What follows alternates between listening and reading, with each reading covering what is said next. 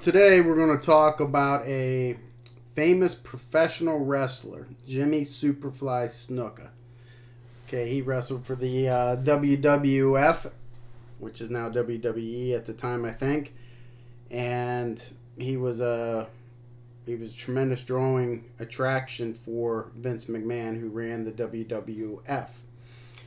So, Jimmy Superfly Snuka, if I could describe him, he would be about, 265 pounds maybe, 250 pounds, probably 6'3", big muscular guy, kind of like, I think they claimed that he's from the island of Fiji. So he was Samoan type individual.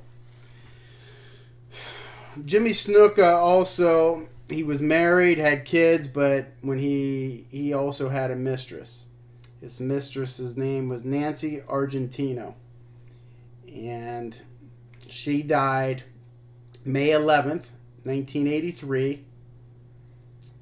And it was classified an accident. Now, let's talk about the circumstances surrounding her accident. Jimmy Snuka claims that on that day, well, let's talk about the 5 different stories that Jimmy Snuka gives. He has said that they had an altercation, a fight. He pushed her, she hit her head. He has also said that they were driving down the road. She stopped to urinate along the road, fell backwards after tripping, and hit her head. He also said they were outside the motel room fooling around, play fighting. He pushed her, she fell, hit her head. Now, any one of those scenarios is possibly believable, right? So what do we got to look at in order to determine whether he's telling the truth or not? If we leave it just like that, you'll never know whether it's solved or unsolved, right? But what you got to look at is something called what? Victimology. Yes. That helps. It helps a lot, and I know I harp on that a lot. But you got to know who the victim is. You got to know, hey, was she somebody that took crap from somebody? Would she fight back? This is not a whodunit. Okay, so that's been weeded out, which is so much easier. You have one person, Jimmy Superfly Snuka, and now you have to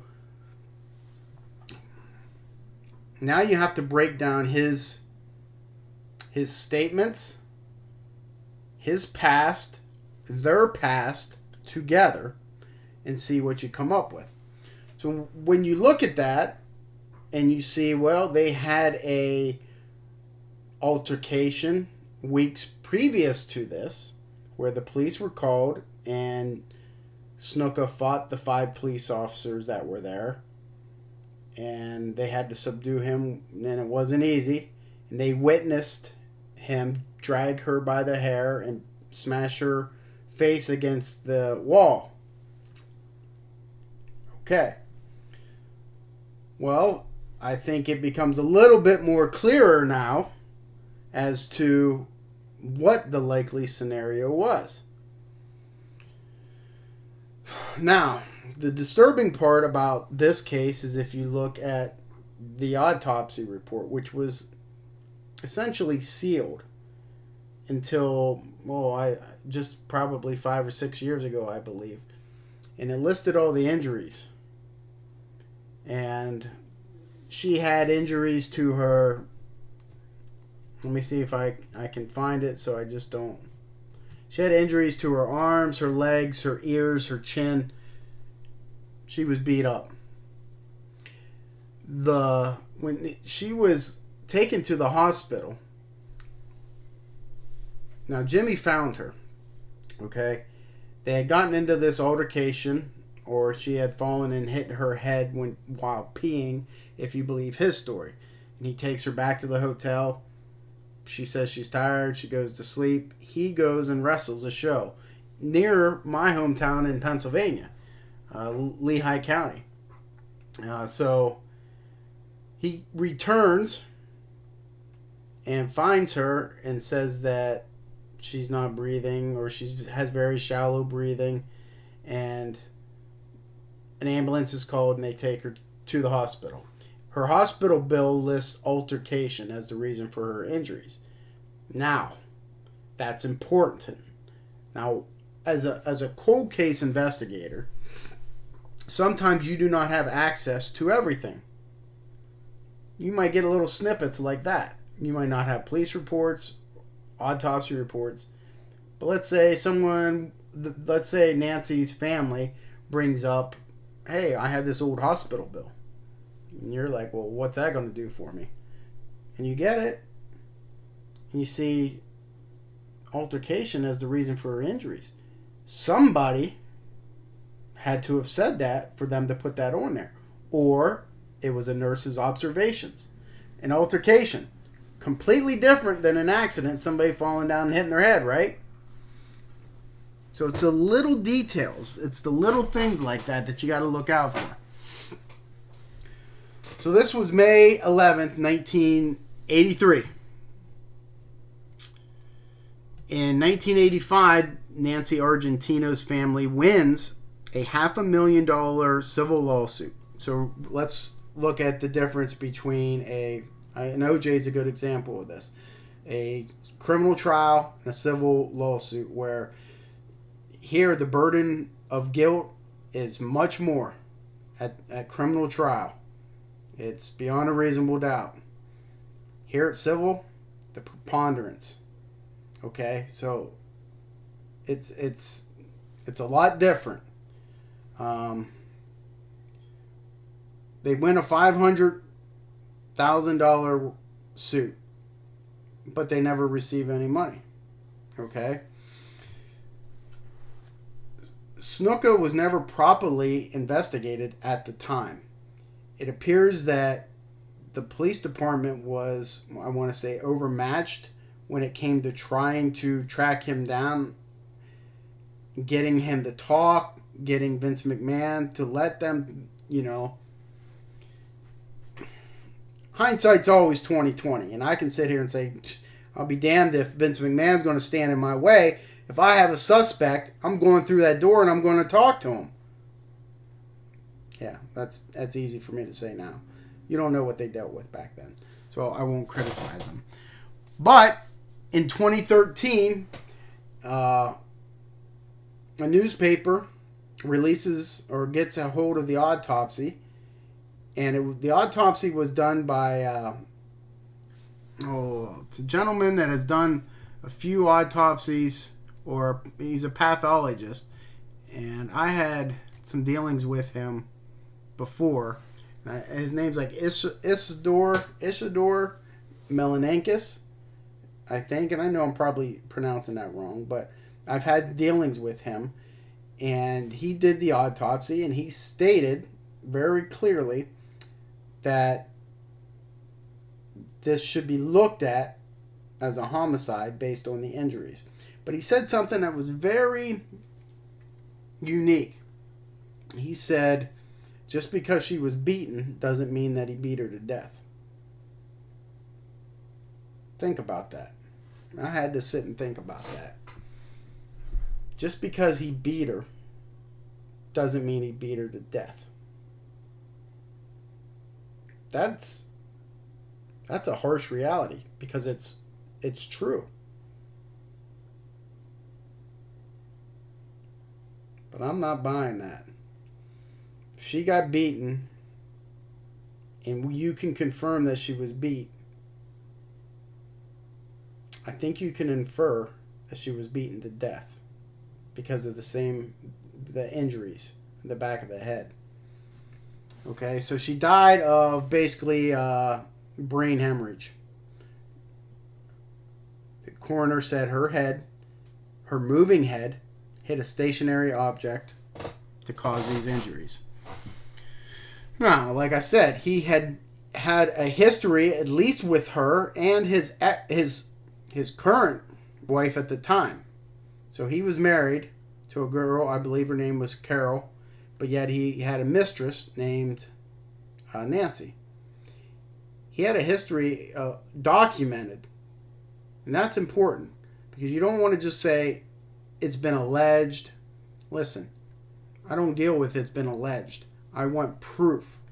There's documented police report facts that he had, I'm not going to say beaten, he had altercations, physical altercations with his wife, and just weeks prior to the death, his mistress Nancy. So it isn't until 2014, a grand jury hears this case in Pennsylvania. What was it, 30 years later? And they say there's enough there to indict him. And he is, in fact, arrested in 2015, I'm sorry. The defense alleges that he is not competent to stand trial due to his own type of brain injuries from the years and years of violence and wrestling injuries that he received. After 4 days of hearing, Judge Kelly Banach finds that Snuka is not mentally fit to assist in his own defense. Okay? So, he is ruled incompetent on January 3rd, 2017, and the homicide charges are dismissed. That had to be a very, very tough decision, especially for Nancy's family. And I would like to know whether they agreed with that decision or not. I'm not a lawyer. I've been on many trials, but I don't claim to be an expert as a lawyer. And just because Snuka's incompetent, I don't know what the ramifications are to why a homicide charges cannot go forward. Someone will have to explain that to me. Now, Jimmy Snuka wrote a book. Okay? And I want to find this exact passage where what he said, because it was very telling to me. It was just a little blurb that he had put in there about the death of Nancy. Right here. Okay, now listen to this and tell me if you pick anything out of this. In Jimmy Superfly Snuka's book, he wrote, "Many terrible things have been written about me hurting Nancy and being responsible for her death, but they are not true. This has been very hard on me and very hard on my family. I never hit Nancy or threatened her. I never wanted to harm her. I think she died of a fracture of her skull. I was devastated." Okay, what part of that did you pick up on? 'Cause let me tell you what I picked up on. I never hit Nancy or threatened her. I never wanted to harm her. I never wanted to harm her. How about I never harmed her? Right? Why couldn't he just say I never harmed her? That would make more sense to me if you were innocent. To say I never wanted to harm her. To me, that implies you did harm her. It's the little things. It's the little things that people miss that you have to pick up on. Okay? Now, am I saying 100% that Jimmy Superfly Snuka murdered his mistress, his girlfriend, who was 16 years younger than him, Nancy? No, I wasn't there. Only 2 people know. One of them, well, neither of them are here now because Jimmy Superfly Snuka died as well. And that's the sad realization of these cold cases. That sometimes you'll never know the truth. And that tears me up. Just like it tears Nancy's family up.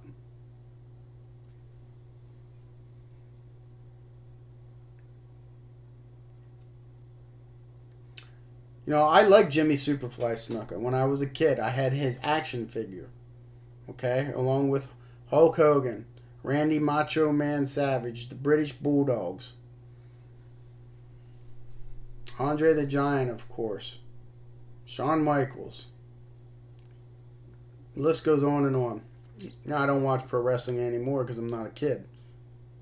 But when I was, I enjoyed it. And I enjoyed Jimmy Superfly Snuka. Never in a million years thought he could be capable of something like that. But that's the thing that I tell you about portrayal. People portray what they want to portray. You don't know how they are behind closed doors. Only a select few do. Especially somebody as high profiled as this. Robert Wagner in the Natalie Woods case, because that's fresh in my mind. Even Natalie Wood herself. Did you think that she was basically an alcoholic and drank all the time? No, you never would have thought that. There's things that go on that people don't know about. Especially when you're a big star like that and all you see is what's in front of you. Once you get home behind closed doors, you have no idea what's going on. And I know I preach that. But that's the biggest lesson I learned of being a detective and a police officer for 15 years. That age-old adage that you never want to meet your heroes. I believe that. You know, I really do. Now, Jimmy Snuka wasn't a hero of mine. But 10 years ago, if I had the chance to meet him, I surely would. I wouldn't know anything about this. And I would meet him and I'd be happy that I met him and shook his hand and got my picture with him. Not knowing what he probably, more than likely, almost certainly, did to this girl.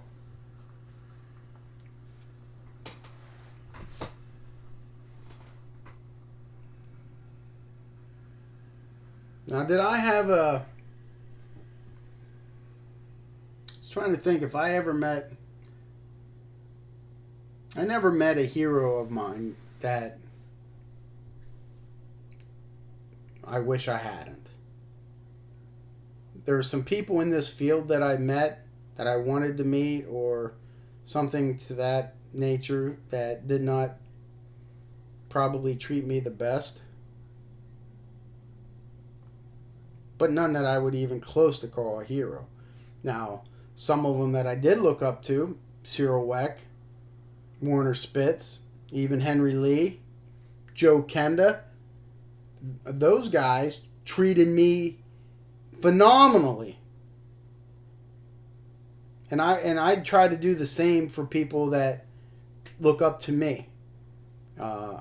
Absolutely. Because I never want to be treated horribly. There was a retired detective who does all these training courses for homicides, and I went to a couple of his courses, and when I had a case I got stuck on, I called him once. Because he had said at the end of his thing, and he's a well-known police detective trainer from New York, and he said, hey, if any of you guys have any cases I can help out with, call me. So I called him, left a message, told him I needed this was before I knew Cyril Weck and Warner Spitz and Michael Bodden and all these people that I know now. I asked if he knew of a pathologist that could get me a better time of death than the 12-hour window that I had. He had called me back and gave me an attitude and said, next time that you call me, make sure you leave the correct number. I said, excuse me? He says, next time you call, leave a correct cell phone number so I don't have to jump through hoops to try to get a hold of you. I said, okay. That's been 11 years ago. I never forgot it. I never had to deal with them again, and I never will. Because of that. That one little slight. That's all it took. And as my detective brain kicked in, I'm like, if I gave him the wrong number, how did he call me? So, I digress once again to stories that I think are related to these type of cases. So, Jimmy Superfly Snuka. Is this solved or unsolved? It's a good question. I'm going to say unsolved for this reason. It's not who did it.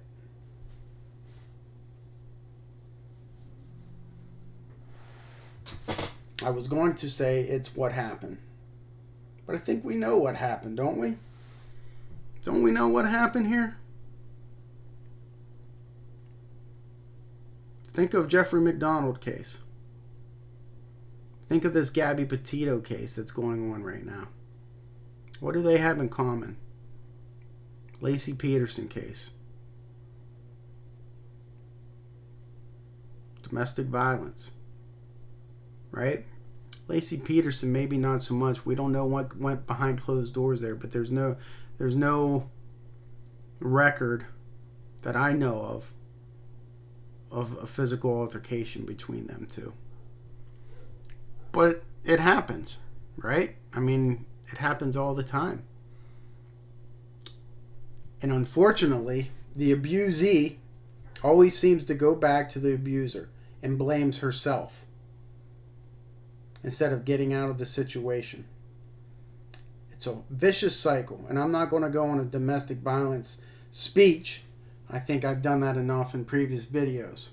But this is a classic case of DV, if I ever saw one. This was no accident. You don't tell 5 different stories as to what happened when there's one truth. Okay? There's one truth. I doubt 100% this was not premeditated.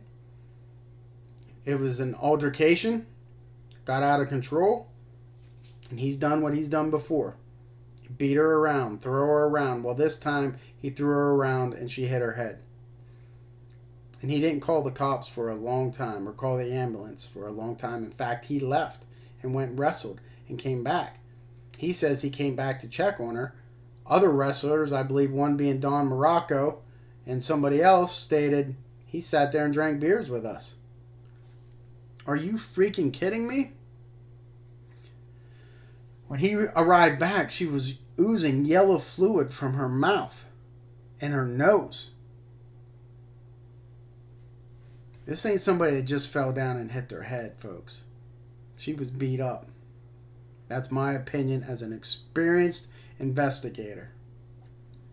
This guy, Jimmy Snuka, should have been arrested on May 11th, 1983, the day that this happened.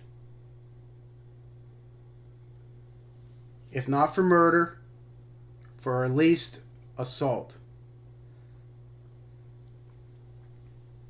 Aggravated assault. A serious bodily injury. That's all it takes. He should have been arrested and placed in the jail. I don't know if these detectives were starstruck at the time or what the deal is, but that's unexcusable. It's even worse if you bought the story. It would have taken 10 seconds to find out that he had a prior domestic violence issue with her, to put 2 and 2 together. But yet he got to live his life for the next 30 years until he's finally arrested, and he never stands trial.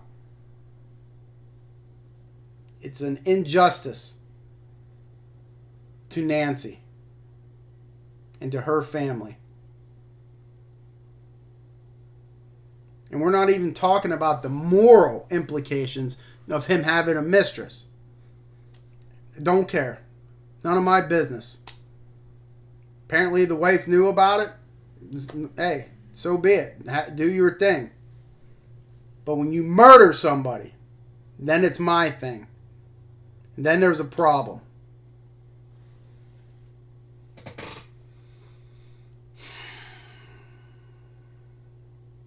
Alright, that's it for this one. This one had me fired up and I don't know why. I don't know why. Maybe because I feel let down. Maybe because of him getting away with this. Maybe it's because the people buying his story.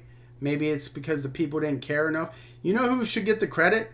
The McCall newspaper in Lehigh County, who ran this story about this incident that seemed to got the ball rolling for the DA there to look into it and to press charges. Maybe it's just because I feel bad for Nancy, who had to lay there with this brain aneurysm, this bruising of the brain, the swelling of the brain with yellow fluid running out of her mouth, while Jimmy Snuka goes and wrestles and thinks nothing about it.